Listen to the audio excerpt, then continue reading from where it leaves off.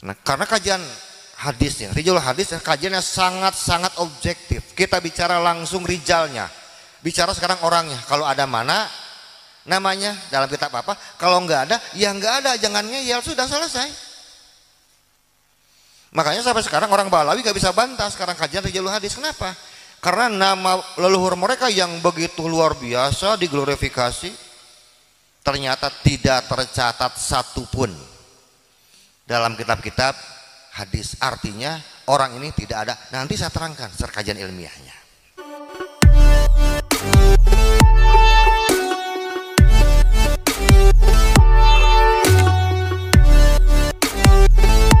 Kesempatan besar bagi kita, tidak perlu takut karena pemerintah sekarang di belakang kita semua. Kalau dulu Balawi ini sering menakut-nakuti kita semua, Kiai, sekarang mereka harus takut benar sama kita, harus siap-siap kualat sama kita. Nggak ada cerita kita kualat sama mereka, mereka harus kualat sama kita sekarang. Kenapa? Bukti kualat pertama, sampai saat ini tidak ada satupun ahli ilmu dari kalangan mereka yang mampu membantah tesisnya Ki Imad. Satu, sampai sekarang. Yang kedua, saya kemudian muncul berbicara dengan Ki Imad bahwa karya saya untuk menguatkan tesis Ki Imad dalam bidang Rijalul Hadis. Yang namanya Rijalul Hadis adalah perawi hadis. Perawi hadis ini sudah tercatat dalam kitab-kitab hadis, dalam kitab Sahih, Sunan, Musnad, Mujam, semuanya sudah tertulis, tidak bisa ditambah atau dikurangi. Setuju enggak, Kiai? Nah, karena kajian hadisnya, Rijalul Hadis, kajiannya sangat-sangat objektif. Kita bicara langsung rijalnya, bicara sekarang orangnya. Kalau ada mana namanya dalam kitab apa, kalau nggak ada, ya nggak ada, jangan ngeyel, sudah selesai. Makanya sampai sekarang orang Balawi gak bisa bantah sekarang kajian Rijalul Hadis. Kenapa? Karena nama leluhur mereka yang begitu luar biasa diglorifikasi, ternyata tidak tercatat satupun dalam kitab-kitab hadis. Artinya orang ini tidak ada. Nanti saya terangkan secara kajian ilmiahnya. Yang lainnya, sebelum saya nanti masuk dalam materi, yang perlu saya sampaikan bahwa karena kelompok Balawi ini sudah tidak ada kekuatan, tidak memiliki kemampuan untuk membantah berbagai argumentasi ilmiah yang kita siapkan, dan salah satu untuk merusak pamor, merusak cahaya, merusak kekuatan PWI Laskar Sabilillah hanya dengan satu cara. Harus disampaikan sekarang karena Jawa sudah dimulai. Dengan cara apa? Menggembosi para pengurusnya itu sendiri. Antara pengurus dengan pengurus diadu, dihasut, difitnah. Nah, ini yang sedang terjadi di Jawa. Karena itu kita lihat, hati-hati. Sekarang ini orang banyak menghantam Mbak Alawi, tiba-tiba sekarang gak pernah ngomong sama sekali. Kiai, ada apa ini? Teman kita ini kok jadi diem? Kiai A dan Kiai B bagus, hubungannya baik-baik. Oh, tiba-tiba sekarang seperti renggang. Ada apa ini? Ini ada yang menggembosi, sedang diadu untuk melemahkan PWI Laskar Sabilillah. Karena itu untuk Lampung Timur dan Lampung secara umum harus kembali, harus memiliki filter, harus difilter. Karena nggak mungkin orang yang menggembosi kalau bukan orang-orang terdekat kita, orang-orang yang tahu tentang gerakan dan acara PWI Laskar Sabilillah. Mustahil, mereka pasti orang-orang terdekat kita. Hati-hati, harus difilter. Kanjeng Nabi saja punya filter, 4 sahabat Khulafaur Rasyidin. Kanjeng Nabi bicara masalah makro yang besar, yang kecil uruslah sama 4 orang sahabat. Yai, jangan sekarang setiap informasi langsung masuk kepada ketua, jangan. Biar kita bikin tim khusus. Semua informasi tolong ditangani oleh tim khusus. Nggak perlu informasi semua masuk pada ketua, nggak usah. Urus sama tim khusus yang 4 orang ini. Kalau kita mau mencontoh Khulafaur Rasyidin, biar mereka yang urus urusan mikro, diuruslah orang-orang khusus. Yang makro biarlah nanti para ketua yang langsung aksinya, Kiai. Karena capek. Kalau setiap informasi harus kita terima, harus kita telan dalam kondisi lelah, orang itu mudah memutuskan perkara kemudian salah. Karena apa? Kecapean. Bisik kiri, bisik kanan, kita butuh penasehat. Karena itu kita tolong saling mengingatkan bahwa perjuangan kita ini masih panjang. Jangan berpikir bahwa 1-2 bulan, 6 bulan, 1 tahun ke depan urusan polemik Mbak Alwi ini akan selesai. Enggak, Kiai Kang, masih panjang. Apabila mereka menyebarkan kejahatan, kebatilan dengan sangat masif, artinya harus dilawan juga dengan kebenaran secara masif juga. Mereka masif, kita pun harus lebih masif. Kita ini putra Nusantara. Kalau bukan yang meluruskan sejarah NKRI, bukan kita, lalu siapa? Kita ini semua warga Nahdlatul Ulama murni. Kok tiba-tiba ada framing bahwa kita ini ingin menggeser kedudukan Nahdlatul Ulama? Mustahil. Wong kita ini semua orang NU kok. Kalau posisi kita sekarang ingin menggantikan fatwa-fatwa yang disampaikan oleh para petinggi kita dari PBNU, PWNU, PC, MWC, betul. Kenapa? Karena suara mereka sudah terikat oleh sebuah kepentingan. Apa betul fungsi ulama harus membiarkan polemik yang bertahun-tahun? Kenapa baru sekarang speak up? Kenapa sekarang baru ngomong? MUI pernah berbicara tentang polemik ini? Enggak pernah. Apa mereka tahu? Tahu. Majelis Ulama Indonesia, majelasa duduk baik gawena. Mana MUI?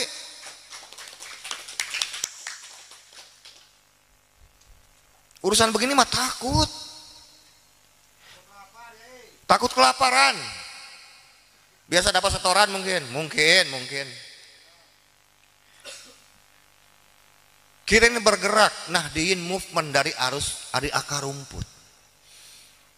Kita paham kiai-kiai kita yang duduk di PBNU, PW, PC, MWC tidak berani berbicara. Kenapa? Karena yang dipertaruhkan adalah kursi jabatan mereka. Pasti itu. PBNU nggak bicara, bukan nggak tahu. Bahkan sangat banyak para kiai-kiai sekarang yang dalam struktural itu yang tahu tentang kebenaran kajian ini. Tapi mereka lebih baik diam dan menyelamatkan kursi jabatan mereka masing-masing. Kita berpikir bukan kursi kita. Kita berpikir tentang kedaulatan Republik Indonesia, tentang kedaulatan ideologi Pancasila dan NKRI. Berbicara tentang kedaulatan dan warisan Islam Nusantara yang diwariskan oleh para wali songo, itu yang kita pikirkan. Makanya sangat aneh kok ada Kiai NU membela mati-matian Mbak Alawi. Dikasih apa sih sebetulnya? Dikasih berapa sih? Kok mau-maunya Kiai NU dihina, mereka diam. Betul? Ulama NU diinjak-injak harkat martabatnya, mereka diam. Mbak Alawi dibela mati-matian. Memangnya Mbak Alawi punya jasa apa di negeri ini? Wong mereka jelas dalam sejarah anteknya Belanda, anteknya VOC, penjajah Belanda. Diteruskan oleh anak cucunya sampai sekarang. Dan masih banyak kiai kita yang nggak ngeh bahwa kemerdekaan adalah hak semua bangsa. Kita ingin merdeka secara intelektual, makanya kajiannya kajian ilmiah, diskusi ilmiah nanti kita. Kita ingin merdeka secara spiritual. Selama ini kita dijajah terus menerus. Dan saya bicara fakta, saya ini pengarang buku Kiai. Saya bicara dengan 3 hal. Cuman 3 poin, paling sedikit. Saksi, bukti, alat, bukti. Kalau saya bicara begitu. Sekarang kita lihat. Yang pertama, memberikan tempat panggung untuk ceramah kepada Mbak Alawi. Siapa lagi kalau orang NU, betul? Kiai-kiai kita yang mereferensi mereka naik ke panggung.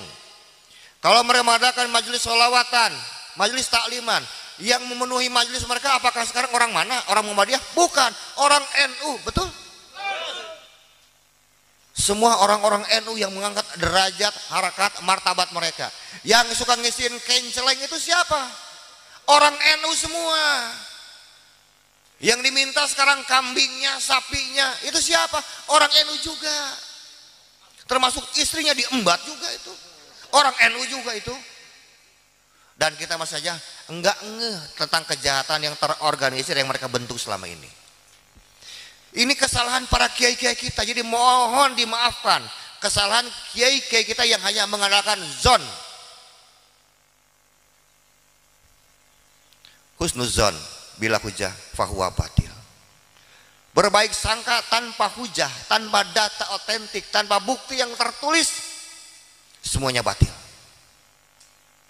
Kalau sekarang beragama hanya mengandalkan zon, enggak perlu sekolah kiai, enggak perlu ngaji ke pondok pesantren, enggak perlu ngaji ngalogat kitab, enggak perlu. Hanya mengandalkan zon. Romo-romo kita di PBN sekarang hanya mengandalkan zon. Lah mereka ini sekolah di mana saya bilang? Nyantrinya di mana? Kita nggak bisa ikut, dan saya belum pernah menemukan dalil boleh mengikuti kebatilan. Kalaupun ada dalilnya, saya pengen tahu diizinkan untuk mengikuti kebatilan yang berasal dari kiai-kiai tinggi. Mana dalilnya saya bilang? Kita bicara data. Wah, guru saya juga masih pro Balawi. Maafkan mereka dan doakan. Guru itu salah. Guru itu bukan nabi, yang maksum cuman Kanjeng Nabi. Nggak perlu takut bilang guru kita salah. Memangnya kenapa? Imam Syafi'i berbeda pendapat dengan Imam Malik kurang lebih 40 bab. Guru dengan murid bisa berhujah dengan ilmu plus adab. Orang ini pakai adab dulu, ilmunya nggak dipakai, makanya berantakan semua. Wes adab wes umur-umur. Adab di atas ilmu. Siapa yang bilang adab di atas ilmu? Saya tanya. Kalau adab di atas ilmu, orang beradab, orang bisa beradab karena apa? Ya karena ilmu. Berarti ilmu di atas segalanya. Kullu syai'in yahtaju ila ilmin. Setiap perkara butuh ilmu. Laisa ilmu yahtaju ila syai'in. Bukan ilmu yang butuh sesuatu, enggak. Segala perkara butuh ilmu. Ilmu apapun. Wa kullu ilmin yahtaju ila rawi. Dan setiap ilmu butuh perawi. Nah, sudah masuk kajiannya nih, Yai. Butuh perawi, butuh rijalul hadisnya. Kullu ilmin yahtaju ila rawi, laisa rawiyu yahtaju ila ilmin. Bukan perawi yang butuh ilmu. Sekarang perawi bisa menyampaikan ilmu bagaimana kalau ilmunya nggak ada, Kiai? Nggih? Apa yang mau disampaikan kalau ilmunya nggak ada? Jadi perawi memegang peranan penting, sentral untuk menyampaikan ilmu pengetahuan. Wa kullu tarihin yahtaju ila rawi. Dan setiap tarikh, sejarah, riwayat butuh perawi. Ma'al ahbadallati yahmiluha bitatabu'i kaidahnya. Bersama dengan ilmu yang dibawanya bitatabu'i secara estafet.